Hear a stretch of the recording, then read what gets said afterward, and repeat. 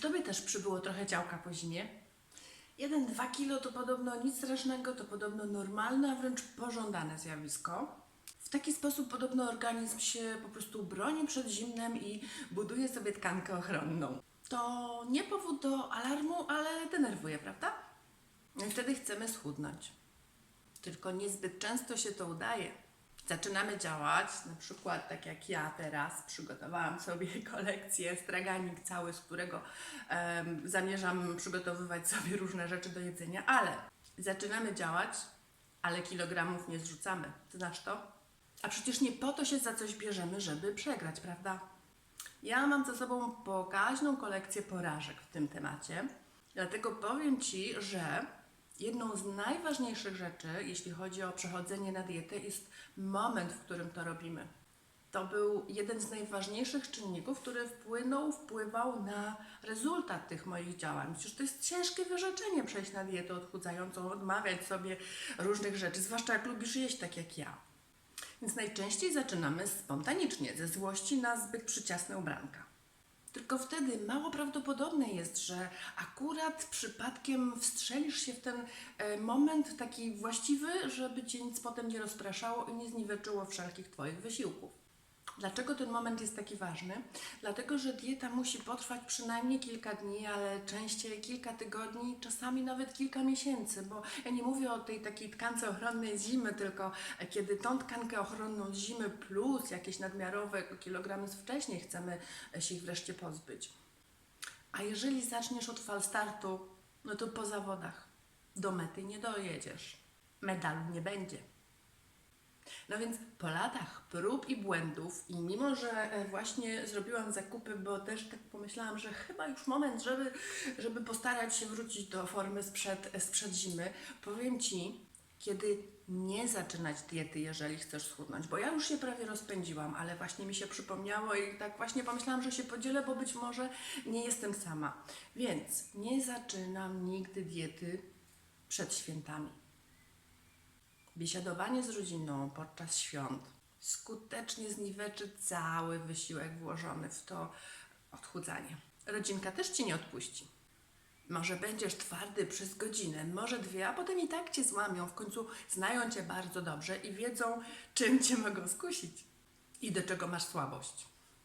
Lepiej odłóż odchudzanie na po świętach. Kilogramy nabrane przed świętami plus kilogramy ze świąt już wielkiej różnicy nie zrobią i tak będzie trzeba się z nimi rozprawić hurtowo.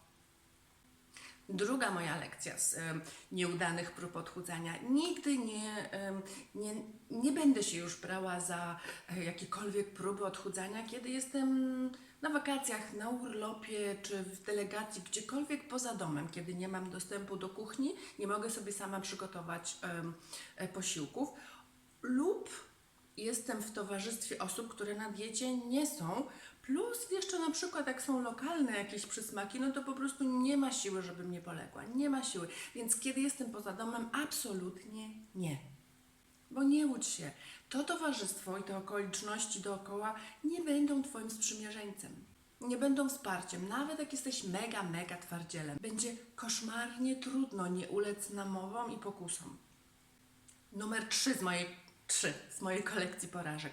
Zimą. Nie odchudzam się zimą lub kiedy jest zimno. Wtedy mam po prostu i większy apetyt i na bardziej kaloryczne potrawy, bo kaloria to przecież jest jednostka ciepła. Organizm się domaga odżywiania, czyli kalorii. I numer 4 na mojej liście porażek w odchudzaniu to sytuacje, kiedy jestem w stresie, mam jakieś kłopoty, zmartwienia, cokolwiek, co bardzo zaprząta moją głowę i ja się temu poświęcam i nie jestem w stanie tak całej swojej uwagi skupić na sobie, na tym, że chcę być na diecie, że chcę coś dla swojego zdrowia, wagi, sylwetki zrobić.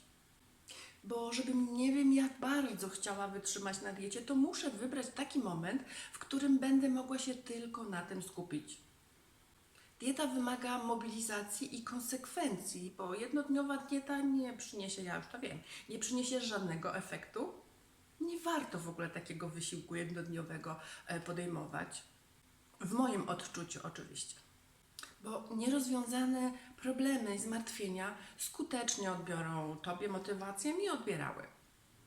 Najpierw z nimi się trzeba uporać, oczyścić sobie trochę i wtedy zabrać się za dietę. Oczywiście, jeśli nie chcesz schudnąć, to właśnie w ciągu tych 4 momentów, których mi się nie udało, to właśnie wtedy zaczynaj dietę. Na pewno ten skutek, który chcesz osiągnąć, wtedy osiągniesz, czyli nie schudniesz. Ale nawet jeżeli już Cię podkusiło, żeby zrobić takie zakupy i się zabrać do przygotowania dietetycznych potraw, to oczywiście niech one będą dietetyczne, ja je oczywiście zużyję, będę się odżywiała zdrowo, ale bez takiego przymusu, takiego nakładania na siebie, takiego zobowiązania, że ja muszę schudnąć. Przed świętami się nie będę odchudzać, przed świętami mogę zadbać o to, żeby jeść zdrowie i smacznie, bardziej urozmaicony jadłospis, bo to też u mnie jest problem, że jak jestem w jakimś stresie, czy jestem czymś zajęta, to jem ciągle to samo. Ale nie nastawiać się, odradzam nastawianie się na to, że się przed świętami odchudzę, bo nawet jak schudniesz przed świętami, to święta najprawdopodobniej ten pozytywny rezultat zjedzą. A teraz naciśnij tu, zasubskrybuj mój kanał i nadstaw ucho na następne wideo. Do zobaczenia!